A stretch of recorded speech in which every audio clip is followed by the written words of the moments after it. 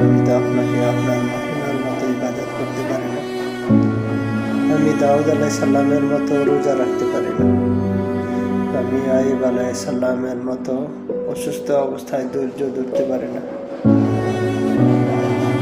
আমি ইউনূস আলাইহিস সালামের মতো মাছের পেটে অন্ধকারে তাসবিহ করতে পারি না।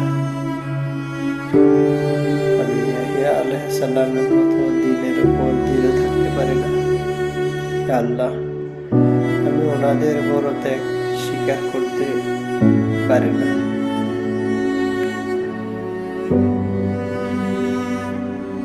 আপনি তো মুক্তিদানকারী, কিন্তু আমি তাদের মতো।